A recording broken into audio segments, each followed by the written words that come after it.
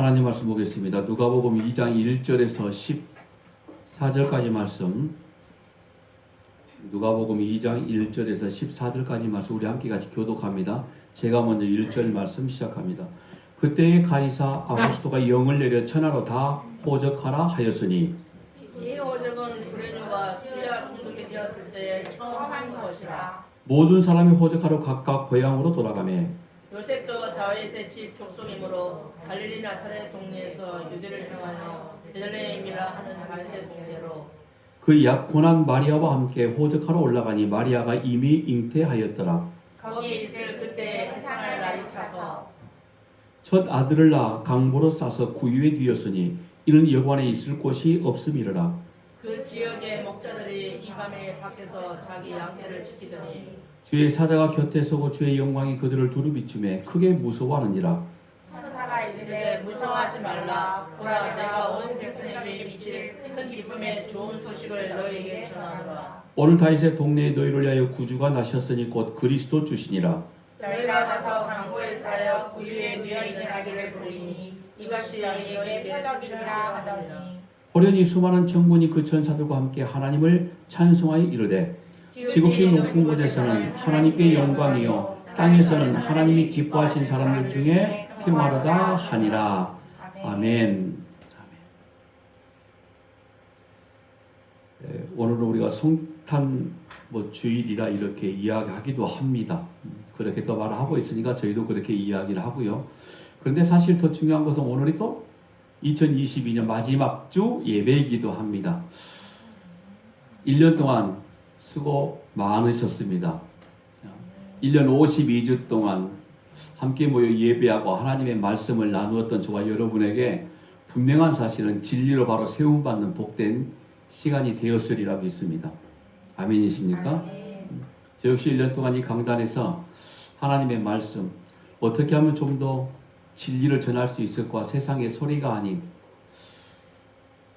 인생의 어떤 모습이 아닌 하나님의 말씀을 전할까 고민하고 또 근심하고 기도하면서 1년 동안 이렇게 또 말씀을 전할 수 있도록 인도하신 하나님께 진심으로 감사를 드립니다. 제가 어제 꿈을 꿨어요. 서목사가 이상해졌는데 왜 갑자기 꿈 이야기를 하려고 하지? 이 생각할 것 같아요. 근데 제가 오늘 아침에 일어나서 꿈을 꾸자마자 바로 또 제 아내한테 이야기했거든요. 참 진짜 이상한 꿈을 꿨다.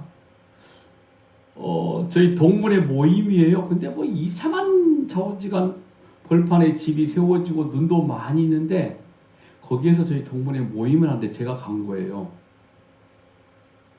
동문회 모임을 하는데 사람들이 전부 다 이상한 짓들을 하더라고. 자잔 제 머리로 제 이성으로 도무지 이해되지 않고 이게 목사들이 해야 될 일인가? 이런 생각이 들 정도로 굉장히 조금 이상해졌어요. 마치 꼭 사이비 집단 같았어요.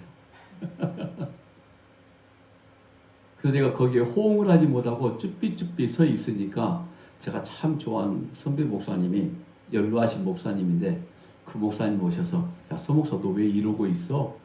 그래서 목사님 안 이상해? 뭐가? 아니 지금 뭐 하는 거야? 지금 목사들이 무슨 줬다이 짓거리를 하고 있어. 지금 도무지 이해가 안 되네. 차라리 꽁차고 노는 게 낫겠다. 이거 뭐 하는 짓이야? 진짜 사이비 집단 같아. 다 미친 것 같아. 그랬더니 저한테 이런 말씀 하시는 거예요. 야, 네 눈에 다 미친 걸로 보이니? 예. 너만 그럼 정상이고? 그럴 수도 있죠. 그랬더니 그럼 너만 잘못된 거야. 다들 똑같은데 네 눈에 다 미친 사람처럼 보이는데 너만 네가 스스로 정상이라고 생각하면 다른 사람들이 너를 판단할 때 네가 문제가 있다라고 본다는 거였어요. 꿈을 깨는데 괜히 찜찜하게 됐어요. 솔직히. 바로 떨어지네. 근데 제가 그 이야기를 제 아내한테 하고 난 다음에 교회까지 걸어오는 그 짧은 시간에 세상에 제가 9시에 나왔는데도 불구하고요. 그 시간에 술이 취해서 횡단보도 앞에 쭈그리고 앉아있는 여자 둘, 저 건너편에는 택시를 잡으려고 소리치려고 있는 남자들과 여자 한 명. 또 남자 하나와 여자들은 예약 택시를 불러놓고 타지 않고 네가 먼저 타라 서로 다 양보하고 있는 술 취한 사람들. 아, 이게 세상이구나. 이 시간까지 술 마신 이유가 뭘까요? 그렇죠. 그거였습니다. 그러면은 저 사람들은 분명히 정상이 아니라는 거죠. 근데 그 사람들은 이른 아침에 제가 양복 입고 넥타이 메고 예배당 가겠다고 지금 서 있는 내가 정상이 아닌 걸로 보일 수도 있다는 생각이 문득 들었어요. 세상은 그렇게 흘러갑니다. 다른 사람들이 아무도 그게 비정상이라고 말하지 않을 정도로 비정상이 정상이 돼버리고 하나님의 진리가 아닌 것처럼 보여짐에도 불구하고 그게 진짜 진리라고 착각하며 살아가는 시기라는 거죠. 시대라는 겁니다. 제가 한 가지 자신할 수 있었던 것은 1년 52주 오늘까지 오면서 어쨌든 내가 말한 서인호 목사 입에서 말씀이라고 선포된 그 말씀 한마디 한마디가 세상의 소리가 아닌 사람이 듣기 좋으려고 했던 소리가 아닌 거룩한 진리만 선포했다라는 그런 자부심은 있었습니다.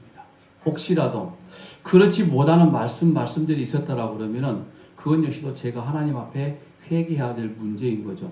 하나, 오늘 그렇게 전했던 말씀들이 세상 사람들이면 비정상적인 것처럼 보여지고 나만 유독 소위 잘난 척 하는 것처럼 보인다 할지라도 앞으로 다가오는 2023년 그리고 서인호 목사가 목회하는 순간까지는 또 그렇게 말씀을 선포할 겁니다.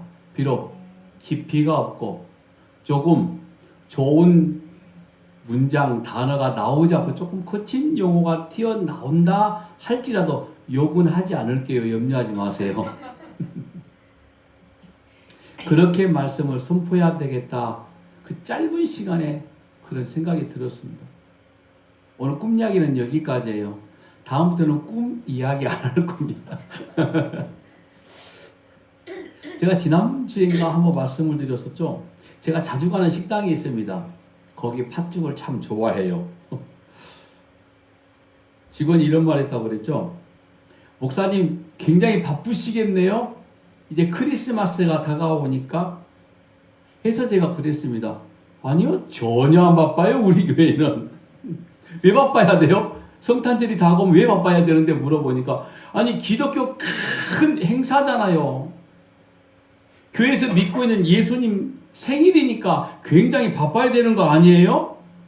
다들 그렇게 알고 뭔가 막 준비하고 너무 애를 쓰던데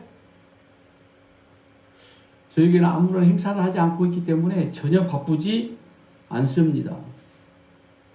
문득 또 이 생각이 들죠? 저분한테는 성탄절하고 석가탄신이라고 다른 점이 뭘까? 다른 점이 있을까요? 없습니다. 아마 오늘 25일, 12월 25일 성탄절로 지키고 있는, 놀 수 있는 사람들은 굉장히 아쉬울 겁니다. 왜냐? 일요일이니까. 차라리 월요일이었으면 얼마나 좋을까요? 쉬는 날이 한 날 늘어가니까. 단순하게 모여서 술 마시고 친구들과 같이 유흥을 즐기는 그런 날이 성탄절이고. 그런데 여러분 교회 안에서도 역시 마찬가지로 똑같은 일들이 벌어지긴 합니다. 오늘 한번 그 이야기를 한번 해보려고 하는 겁니다. 오랜만에 성탄절 설교 한번 해볼까 하니까 할 말이 굉장히 많은 거예요. 그런데 또 보니 할 말이 너무 없어요. 그냥 세상은 이유 없이 즐거워하고 거기에 또 며칠 전부터 눈이 흠뻑 내려 저 전라남도 전라북도 지역에는 완전 화이트 크리스마스 난리가 났습니다. 환호하고 서울은 눈이 그쳐서 그렇지만요. 마치 기독교의 큰 잔치인 것 마냥 떠들어대고 교회에서는 여러 가지 행사들이 즐비하게 준비되어져 있고 이제 이렇게 오전 예배 마치고 난 이후에 오후 예배가 시작되면 어느 교회에서는 큰 행사가 막 있을 거예요. 아니면 저녁에 할 수도 있고요. 아니면 어제 저녁에 어떤 행사를 가졌던 교회도 굉장히 많이 있을 겁니다. 거기에 딱 보니까 세상과 다름이 딱 한 가지 있더라고요. 뭐가 다른지 아십니까? 음주 가무만 빠졌어요. 교회에서.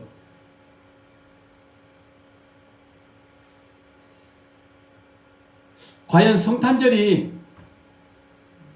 세상과 전혀 다를 바가 없는 교회 안에서 이루어진 모든 일들,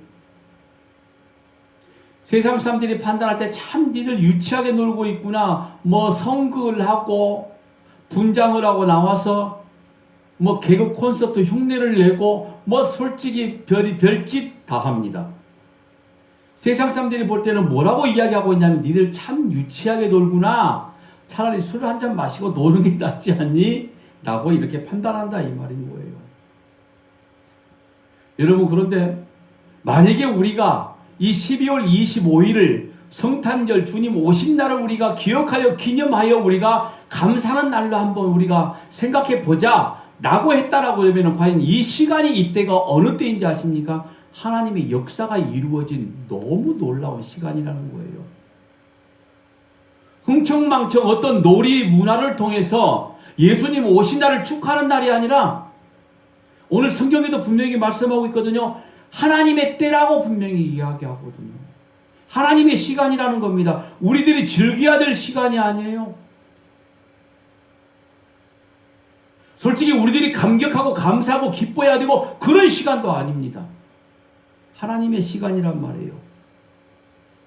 하나님의 시간, 하나님의 때 어떤 시간입니까? 오늘 죄인들을 위한 구원을 베푸시기 위한 하나님의 역사가 시작되는 날이라고 선포된 날이 오늘 이 날이라고 말할 수 있는 겁니다. 25일을 정해놨으니까. 오늘 본문이 누가복음 2장 1절 본문에 이렇게 말씀합니다. 그때에 가이사 아구스토가, 그때입니다. 그때 그 시간에 하나님의 시간, 카이로스 시간이죠. 여러분, 이 시간에 그때에 하나님의 역사가, 구원의 역사가 베풀어진 그때에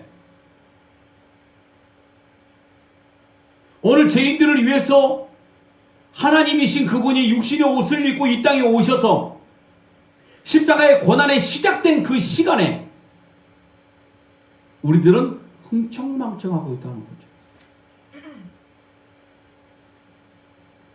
우리들은 그날이 기쁘고 감격스럽다라고, 물론 기쁘고 감격스러운 날이기도 하죠. 그런데 기쁘고 감격스러운 날, 마치 세상 인간들의 생일을 자처하는 것처럼 케이크를 준비하고 어떤 놀이문화를 가져야 되는 게 과연 성탄절일까요? 이렇게 서두부터 시작되다 보니까 할 말이 너무나 많은 거예요, 제가. 여러분, 예수님 이 땅에 오신 날은 십자가의 죽으심의 시작입니다. 하나님이신 그분이 성육신, 이 땅에 육신의 옷을 입고 오신 날이라 이 말인 겁니다. 어찌 보면은 예수님 오신 날을 우리가 기념하여 이렇게 지키고 예배를 드린다 하면은 이때부터 우리는 이미 고난주간이 시작된 거예요. 이때부터. 따로 사순절 기간, 고난주간, 부활절이 있는 게 아니라 예수님이 이 땅에 오신 순간부터 고난을 받으시려고 십자가에 죽으시고 오늘 저와 여러분을 구원하시기 위한 방법으로 이 땅에 오셨기 때문에 이미 그때부터 예수님 오신 순간부터 고난이 시작된 거죠. 그런데 우리가 먹고 마시고 즐거워해야 돼요? 교회에서 이런 일들을 가지고 행사를 해야 된다고요? 낮고 천한 모습으로 오셨기 때문에 낮고 천한 가난하고 힘든 모든 자들을 도와줘야 된다고요? 이건 성탄이 아닙니다. 보세요. 이게 얼마나 성경적인 근거를 가지고 오늘 말씀을 시작하고 있는지. 그때 가이사 아구스토가 영을 내려 천하로 다 호적하라 하였으니, 이 호적한다 이 말이 무슨 말씀인지 아시죠? 한마디로 인구 조사입니다. 호적하라는 이 갑자기 내려진 명령 때문에 흩어지는 유대인들이 각각 자기가 태어났던 출생지를 전부 다 속속 모여들고 있을 그때에 우리가 알고 있는 예수 그리스도 인간 부모가 되신 요셉과 마리아도 역시 베들레헴에 오게 되어지죠. 그런데 너무나 많은 사람들이 자기 고향을 찾았던 그 이유 하나 때문에 요셉과 마리아 잠자리조차 없는 겨우겨우 짐승들이 함기는 마구간 같은 곳에서 자리를 잡고 있는, 그리고 그곳에 예수 그리스도가 태어나셔서 말의 먹이통인 구유의 누임을 받게 되어지는, 그때는 바로 이걸 지금 시작하고 있는 겁니다. 그때 처음 하나님의 시간, 예수님께서 성육신하여 이 땅에 오신 그 순간부터 아주 힘들고 어렵고 비천하고 고난스러운 모습으로 예수 그리스도의 모습을 보여주고 있는데, 와, 오늘의 성탄의 모습은 이거 아니잖아요.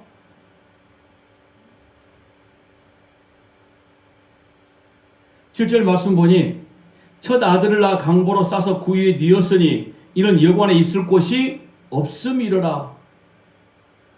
저는 이 말씀을 보면서 예수님께서 이 땅에 태어나시던 날에 여관에 있을 곳이 없었다, 자연스럽게 이 말씀이 연상이 되어집니다. 마태복음 8장 20절 말씀입니다. 예수께서 이르시되 여구도 굴이 있고 공중의 새도 거쳐가시되 인자는 머리둘 곳이 없다 하시니라. 이게 성탄이란 말이에요. 이게 예수님께서 이 땅에 오신 날 예수님의 표현인 겁니다. 하나님의 아들이신, 아니 하나님이신 그분이 이 땅에 오셔서 머리 둘 곳조차 없으신 그 모양으로, 그래서 후유에 누이시게 된 사건인 겁니다. 마태복음 8장 20절 이 말씀은 예수님께서 공생의 사역 중에 자기를 따라오려고 하는 서기관들에게 이렇게 말씀하신 겁니다. 너희들이 정말 나를 따라올 수 있겠느냐? 세상의 모든 것들은 전부 다 집이 있고 자기 머리 둘 곳이 있는데 나는 머리 둘 곳조차도 없어. 즉 너희들이 나를 따라오는 것은 행복하고 즐겁고 좋은 일들이 이루어진 그 길이 아니라 너희 머리 둘 곳조차 없는 고난의 시작이야. 너희들의 인생은 힘들고 어렵고 고난과 가난과 질병 가운데 너희들이 있을 수밖에 없는데 과연 너희들이 나를 따라올 수 있겠느냐라고 물어보는 거예요. 그 시대의 서기관들, 종교 지도자 아닙니까? 존경을 받는 사람들이거든요. 여러분, 사실 이것은 공생의 사역을 시작하신 후에만 그런 것이 아니라 처음 바로 이 땅에 오실 때부터 그러셨던 겁니다. 오늘 본문 12절 말씀 보니 너희가 가서 강보에 쌓여 구유에 뉘어 있는 아기를 보리니 이것이 너희에게 표적이니라 하더니, 이 말씀은 밤에 양떼를 지키고 있던 목자들에게 주어진 메시지였습니다. 자, 목자들은 전사를 통해서 온 백성에 미칠 큰 기쁨의 좋은 소식이 있을 것, 곧 다윗의 동네에 구주가 나실 것이니 이제 가서 그에게 경배해라. 그런데 그들이 가서 보게 될 아기는 강보에 쌓여 구유에 누인 아기일 것이다 라고 이렇게 말씀을 한 겁니다. 그게 10절, 11절, 12절 말씀입니다. 전사가 이르되 무서워하지 말라. 보라, 내가 온 백성에 미칠 큰 기쁨의 좋은 소식을 너희에게 전하노라. 오늘 다윗의 동네에 너희를 위하여 구주가 나셨으니 곧 그리스도 주시니라. 너희가 가서 강보에 쌓여 구유에 뉘어 있는 아기를 보리니 이것이 너희에게 뭐라고 하죠? 표적이라고 합니다. 강보에 쌓여 구유에 누인 그 아기가 너희에게 보여줄 표적이다라는 겁니다. 표적, 세메이온이라는 단어입니다. 뭐죠? 신호, 표시, 표지판, 상징, 즉 무언가를 지금 가리키고 있다는 말이거든요. 보세요. 2장 34절 말씀 보니까 시므온이 그들에게 축복하고 그의 어머니 마리아에게 말하 이르되 보라, 이는 이스라엘 중 많은 사람을 패하거나 흥하게 하며 비방을 받는 표적이 되기 위하여 세움을 받았고, 시므온이라는 사람이 예수님을 축복하면서 이 아이는 이스라엘 중 많은 사람을 패하고 흥함을 위하여, 많은 사람 중에 어떤 사람은 죽고 어떤 사람은 영생을 얻게 되어지고 그리고 비방을 받는 표적이 되기 위하여 세움을 입었다. 그리스도의 직분을 지금 이야기하고 있는 겁니다. 근데 그걸 표징 혹은 표적이 되기 위하여 세움을 입었다라고 이야기하는 거죠. 여러분 그러니까 목자들이 가서 경배할 때의 이 아기가 온 백성에게 미칠 큰 기쁨의 좋은 소식, 곧 다윗의 동네에 나신 구주라는 표식은 어떤 거냐면은 그 아기가 바로 강보에 쌓여 구에 누워있게 될 것이라는 바로 이런 말인 거예요. 이걸 지금 보게 된다는 거죠. 즉 너희들이 이제는 영원히 죽지 아니하고 영생을 얻게 되는 그런 표적이라는 겁니다. 그런데 또 수많은 사람들에게는 그들은 결국에 사망으로 갈리움을 받게 되는 또 그런 표적이 되어진 거죠. 그래서 오늘 저와 여러분의 인생은 예수가 있느냐 없느냐에 따라서 영생과 사망으로 갈라지게 되어진 겁니다. 오직 하면 역사까지도 예수님 오시기 이전과 이후로 나눠질까요? 바로 이런 이야기인 겁니다. 여러분 이렇게 아기가 구유에 누인 것이 표적이다라고 말씀하고 있는 것은 사실 우리가 이 말씀만 제대로 숙지하고 있다면 이 말씀을 통해서 우리가 제대로 하나님의 말씀에 순종하기만 한다고 그러면은 지금처럼 요란스럽게 성탄절 준비 안 합니다. 교회에서 성탄절 준비하느라고 한 달 전부터 모여서 뭐 연습하고 이것저것 준비해야 되고 뭐 특별헌금 준비해야 되고 이런 엉뚱한 짓 안 합니다. 이 말씀만 제대로 알고 있어도. 왜냐하면요, 이 표적은 예수 그리스도가 누구이신가를 정확하게 말해주는 표식이기 때문인 거죠. 방향, 지시 등과 똑같은 겁니다. 보세요, 제가 좀 전에 말씀드린 주님은 애초에 머리 두실 곳이 없는 분이 이 땅에 오셨으므로 그런 의미에서 오신 그리스도가, 즉 아기 예수가 어디도 누일 곳이 없어 구유에 누웠다는 말과 정확히 일치되어지는 것이고요. 마리아와 요셉은 가난한 사람들이었고 당시 호적하러 가는 사람들로 인해서 베들레헴은 북적였던 것도 우리가 충분히 유추해 볼 수 있는 거고요. 그리고 여러분 당시에 가난한 농가들 그 시대에 짐승들을 키우고 있는 모든 집들은 사람들이 묵을 수 있는 2층과 아래층에는 전부 다 짐승을 잘 수 있도록 만들어 우리로 말하면 우리와 같은 뭐 그런 정도였습니다. 여러분 이 자체가 어떤 큰 대단한 의미를 가진 거 아닙니다. 왜냐하면 그 시대의 가옥 형태가 그렇기 때문인 거죠. 그런데 왜 이 말씀을 굳이 7절에 기록하였을까? 심지어 12절에서는 목자들에게 이것이 바로 표적이다라고 왜 말했을까? 그러니까 바로 이 말씀은 충분히 의도된 하나님의 말씀이라는 거죠. 분명 무언가를 지금 말씀해 주고 있다 이 말인 겁니다. 그래서 처음 시작이 어떻게 말했죠? 이때에, 즉 하나님의 시간에, 하나님의 역사, 즉 하나님의 의도를 가지고 이런 상황이 되게 만드셨고, 따라서 예수 그리스도는 이 하나님의 의도에 따라 하나님의 계획에 따라 구유에 누이실 수밖에 없었던 겁니다. 그래서 이 아기 예수가 구유에 누인 것은 하나님의 의도의 측면에서 분명히 표적이다라고 이야기를 할 수 있는 거예요. 여러분 보세요. 성경에 하나님의 임재에 관한 모습을 이렇게 표현합니다.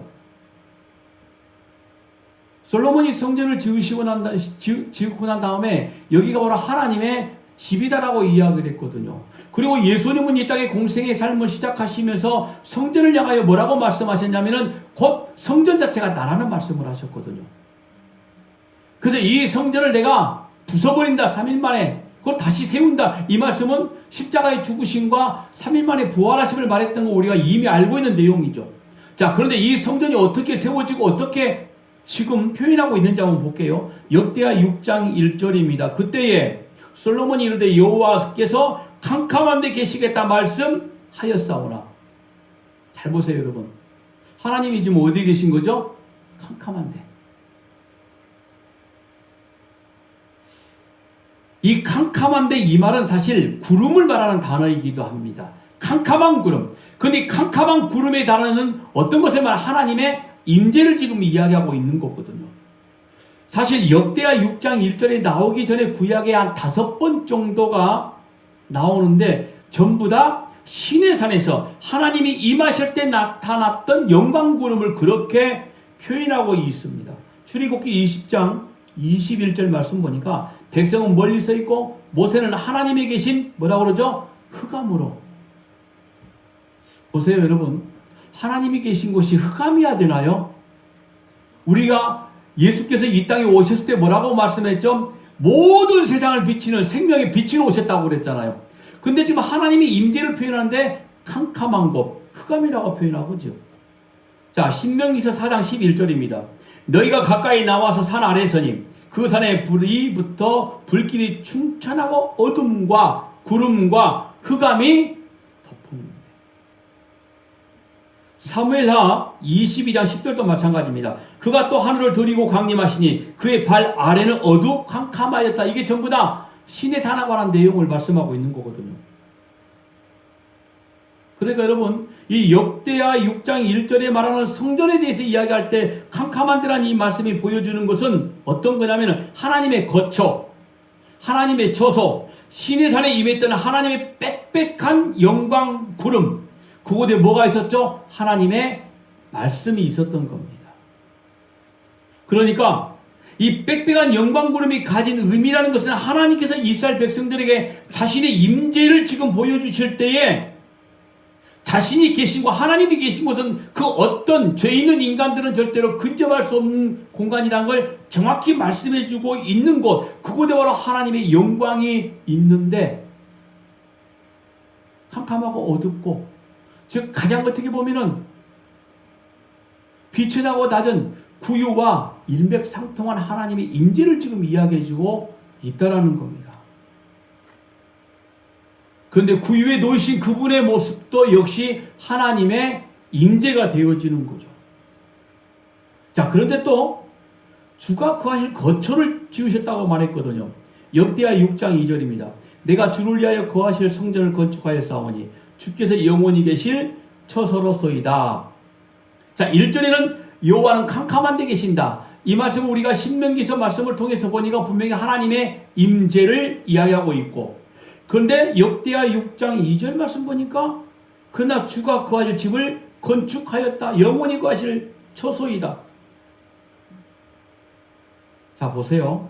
하나님은 사람들이, 즉 죄인들이 근접할 수 없는 너무 영광스러운, 사람이 절대로 도달할 수 없는 그곳에 계신데 솔로몬이 그 하나님께서 땅에 거하실 수 있도록 집을 지었다. 바로 오늘 우리 가운데 계신다, 이걸 지금 보여주는 것이 바로 성전 건축이라는 말이거든요. 그런데 여기에 지금 구유에 놓인 예수와 어떻게 지금 연결이 되냐? 성육신하신 예수 그리스도는 이 땅에 오신 게 뭐냐면은 오늘 우리와 함께 계시기 위함. 오늘 우리들 가운데 거처를 지으시고 함께 동행하고 싶은 그 하나님의 놀라우신 사랑, 은혜, 그 이름을 그래서 임마누엘이다. 여러분, 그래서 캄캄한 데 계신 하나님의 임재는 놀랍게도 사람이 지은 성전, 솔로몬이 지은 성전에 거하시겠다 말씀하시고, 곧 그 성전은 예수 그리스도가 나라고 말씀하시면서 나를 통해서 영생이 주어지고 나를 통해서 구원의 역사가 이루어지게 되어지는데, 그 시작이 캄캄한데 어둡고, 그리고 낮고 천한 구유에서부터 이미 시작이 되어진 것이다. 바로 이 하나님의 임재를 지금 설명해 주기 위함인 겁니다. 왜 구유에 누이셨나 생각해 보십시오. 자, 거기가 짐승이 잠을 자고 먹을 수 있는 짐승의 거처였습니다. 마구간이었단 말이에요. 아니, 굳이 왜 구유에 누이셨냐고요. 굳이 그냥 누이시지 않으면 안 되는 겁니까? 아기에서 낳고 그냥 안고 계시면 안 되는 거예요.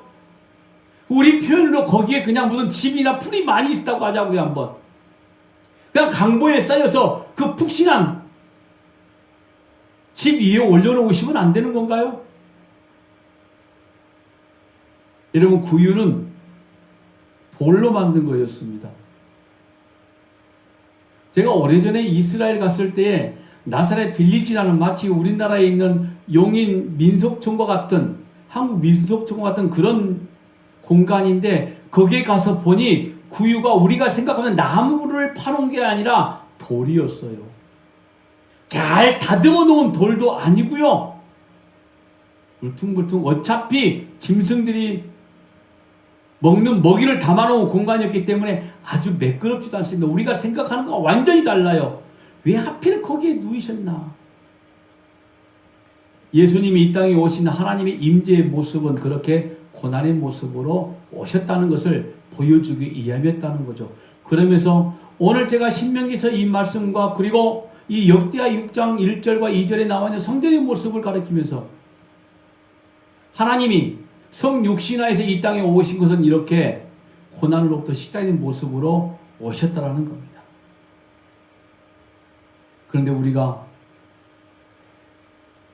성탄절 날이라고 지키는 이날에 흥청망청해야 된다는 건 말이 되지 않는다는 거예요. 어차피 믿지 않는 사람은 예수님이 오신 순간, 아니 이미 전부터 정해져 있었지만 그들은 영원한 사망의 길로 갈 수밖에 없는 존재들이기에 그렇게 살아도 상관이 없습니다. 그러면 오늘 저와 여러분에게 영생을 주시기 위해서 이 땅에 오신 그 예수 그리스도를 그들과 다름없이 우리가 만약에 그분을 축하하고 경배해야 된다라고 그러면은 분명히 문제가 있다라는 거죠. 들이 하나 없는, 어떤 행사 하나 없는 우리 교회를 다들 이상하게 보는 거 분명한 사실입니다. 그래서 오늘 제가 그런 꿈을 꿨는지도 몰라요. 야, 남들 다 하는데 그런 거 너는 안 해? 너만 이상한 거야. 서인호 목사는 계속 이상해질랍니다. 그러면은 어차피 그리고 서 목사 설교를 듣고자 원하여 이곳에 앉아 계신 분 역시 마찬가지로 다 이상해질 겁니다. 혹시라도 그런데 제 입에서 나오는 하나님의 말씀이 진짜 이상하게 달라지거든 빨리 와서 옆구리 찔러라고 그랬죠. 목사님 설교가 달라졌어요. 여러분 진리를 바라는데 사도 바울의 모습을 보니, 제가 성경의 인물 중에 사도 바울을 참 좋아합니다. 아주 존경합니다. 하나님의 나라에 가서 볼 때에 내가 이 소리 꼭 한번 해보고 싶어요. 참 당신 뛰어난 사람입니다. 얼마나 많은 기도와 얼마나 많은 하나님의 역사 가운데 있었기에 이토록 우리에게 거룩한 진리를 남겨주셨습니까? 라고 이렇게 진짜 말하고 싶을 정도였어요. 믿음이 없는 저에게, 성경을 제대로 알지 못했던 목사였던 저에게 성경에 눈을 뜨게 한, 하나님의 말씀의 진리가 무엇인지 알게 만든 사도 바울이 기록한 성경. 그래서 내가 존경할 수밖에 없는 거죠. 성경을 다시 보게 된 시작이었습니다. 우리는 성탄 시즌이 되면 축하를 먼저 생각하고 축제를 먼저 생각하고 그냥 알 수 없는 기쁨과 즐거움, 이것만 생각하는 것도 사실입니다. 그러나 정작 이 땅에 오셨을 때의 낮아짐의 슬픔, 캄캄한데 고난의 슬픔, 우리는 이것 먼저 생각해야 된다는 거죠. 하나님께서 인생이 되신 것을 감사함으로 묵상해야 되는 시간이 바로 오늘 저와 여러분의 시간이라는 겁니다. 세상 사는 원리에 우리 주님 십자가의 죽으심으로 우리를 구원하시려고 오신 날까지 그 사이에 우리가 낑겨들어서 같이 즐거워해야 되고 떠들어야 되는 그런 입장 아니라는 겁니다. 고난주간 사순절 기간이라고 정해놓고 그 순간에 눈물 찔끔 짜고? 아니요, 지금 우리가 울어야 되는 순간인 겁니다. 기억나십니까? 그래서 성탄은 뭐라고 그랬죠? 제가 죽음이라고 말씀을 드린 거였어요.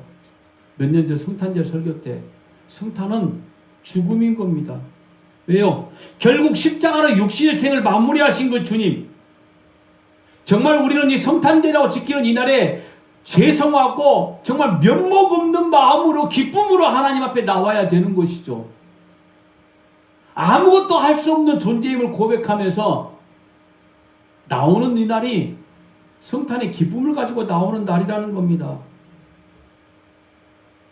왜 여러분 동방박사들이 그 세 가지 예물을 준비하고 왔느냐? 이것 먼저 생각하자 이 말이에요. 동방박사의 예물은 다 예수님의 죽음을 상징하는 거였다 이 말인 거죠. 그런데 거기에 황금을 가지고 왔으니까, 유향을 가지고 왔으니까, 가장 복되고 가장 비싼 걸 가지고 왔으니까 이날에 특별하게 하나님 앞에 어떤 헌금을 드려야 된다고요? 그거 아니잖아요. 그죠? 그리고 우리끼리 선물을 나누고, 여러분 성탄절은 진짜 울어야 되는 날인 거죠. 하나님이신 그분이 성육신 인간으로 오셔서 어쩌면 이 순간부터 지옥과 아주 모멸 가운데 오신 그분을 그저 우리가 웃음으로 환대한다고요?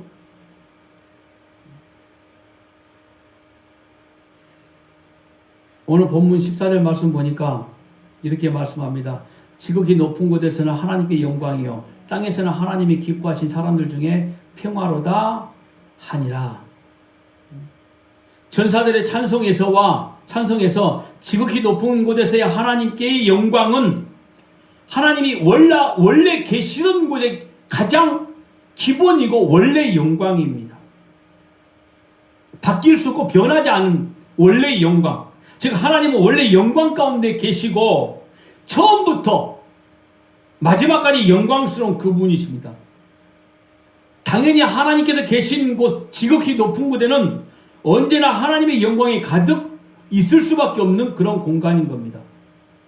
그런데 땅에서는 기뻐하심을 입은 사람들 중에 평화라고 말하거든요. 왜 오늘 저와 여러분에게 이게 평화가 되는지 아십니까? 예수님의 탄생으로 인해서 그 지극히 높은 곳에서 하나님께 영광이 우리 가운데 임했기 때문에 우리가 기뻐하심을 입은 평강이라고 이야기하는 겁니다. 평강이라고 평화라고 말씀하고 있는 것은 죄로 인해서 하나님과 우리의 관계가 완전히 깨어져 버린 구조와 샬롬의 상태가 깨어져 버린 거죠. 그런데 예수님이 이 땅에 오시면서 깨어져 버린 샬롬이 다시 하나가 된 진짜 평강이 너희에게 왔다 이 말인 거죠. 근데 그 방법이 십자가의 죽으심이었어요. 여러분 원래 하나님의 영광은 존재한 것이었습니다. 그런데 그 하나님의 영광의 빛이 더 도드라지게 된 건 어떤 건지 아세요? 우리 가운데 오신 예수 그리스도로 인해서, 즉 죄인들이 영원한 영생의 빛을 받아 하나님의 자녀가 되는 그런 순간, 그게 바로 평강이고 진짜 영광이 빛이 나게 되어지는 그런 순간이라 이 말인 거예요. 영광 구름 가운데 계신 하나님께서 이 땅에 거처를 취하셨을 때에 캄캄한 밤, 흑암, 그곳에서 모세가 하나님의 말씀을 들고 내려와서 모든 백성들에게 그 말씀을 선포했을 때 그때가 바로 영광의 빛이 임했던 때라는 거죠. 오늘 그분이 요한복음의 말씀에 보니까 말씀으로 이 땅에 오셔서 우리 가운데 거하신다라고 말씀하고 있잖아요. 그러니 그 영광이 우리 가운데 샬롬 진짜 평강이라고 이야기를 하는 겁니다. 성육신 하나님이 사람이 되시는 일이었습니다. 하나님께서 저기 영광 가운데 계시지 아니하시고 이 땅에 내려오신 것은 지극히 높은 곳에 계신 하나님의 영광을 들고 오늘 우리 가운데 샬롬으로 베풀어 주시는 그 순간, 여러분 원래 처음부터 우리에게는 이와 같은 평강, 평화, 샬롬은 없었습니다. 죄 중에 있는 인생들에게는 평화가 이루어질 수 없는 거예요. 그래서 여러분 예수님께서 이 땅에서 공생의 삶을 시작하시면서 마태복음 11장 28절 29절에 이렇게 말씀하는 거예요. 수고하고 무거운 짐진 자들아 다 내게로 오라. 내가 너희를 쉬게 하리라. 매일매일 벌어먹기 힘들게 살고 있는 자들, 질병 가운데 고난당하고 있는 자들, 이 사람들을 수고하고 무거운 짐진 자들이라고 말씀하지 않았어요. 진짜 샬롬이 깨어져 버린 하나님의 영광이 이 땅에 왔음에도 불구하고 그 영광을 알아보지 못한 존재들, 진리가 선포되고 있으면서도 불구하고 그 진리를 알지 못하는 그런 자들이 누구냐면은 수고하고 무거운 짐진 자들이에요. 지금 죽음을 지고 있는 그런 자들이라 이런 말인 거죠. 그런 자들에게 뭐라고 그랬습니까? 너희를 쉬게 하리라. 이 쉬게 한다는 게 무슨 말인지 아세요? 이게 샬롬이었어요. 평강을 준다는 말씀인 겁니다. 왜요? 그 어느 누구도 죄의 짐으로 혼자 벗어낼 수가 없는데 예수 그리스도만이 죄의 짐을 버리고 벗어내 주오시고 오늘 저와 여러분에게 진짜 평강을 주시는 분이기 때문에 그런 겁니다. 여러분, 우리는 그저 수고하고 무거운 짐진 인생들입니다. 그런데 예수님께서 다 내게로 오라. 내가 너희를 쉬게 하리라. 우리는 하나님의 자녀이기에 하나님 안에 있지 아니하면 절대로 진짜 평강을 누릴 수가 없습니다. 하나님의 영광인 그 구속의 은혜를 평강으로 절대로 우리가 깨달을 수도 없다. 이런 말인 겁니다. 영광 가운데 캄캄한 데 계시던 분께서 땅에 거처를 마련하셨는데 오늘 저와 여러분 안에 만드셔서 거하신다는 말씀인 겁니다. 높디 높은 영광 가운데 구름 가운데 계신 그분의 임재가 저와 여러분 안에 있다는 말이에요. 예수님이 이 땅에 오셔서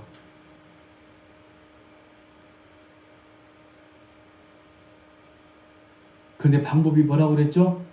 십자가였습니다. 고난이었습니다. 죽음이었단 말이에요. 여러분, 이게 성탄입니다. 그런데 우리가 기쁨으로 감사해야 되는 건 사실입니다. 왜? 오늘 우리의 모습이 영벌이 아닌 영생으로 확인되어지는 그날이거든요. 선포되는 그날이거든요. 그때에 하나님의 역사 구원의 시간이 시작된 그때 오늘 우리가 있기 때문에 그런 겁니다. 그런데 우리는 먼저 기쁨과 감사 이전에 하나님이 이 땅에 육신의 옷을 입고 오셔서 죽으심으로 우리 안에 거하시는 고난을 우리가 먼저 생각해야 된다는 거죠. 즐거워하셔도 괜찮습니다. 기뻐하십시오. 그런데 우리가 먼저 기억해야 될 것은 십자가의 죽으심을 먼저 알자는 겁니다. 왜요? 우리의 구원의 역사가 시작되는 그날, 이 성탄의 구원의 기쁨에 감격해하며 감사하며 기뻐하는 저와 여러분 되시길 주의 이름으로 부탁합니다. 아멘.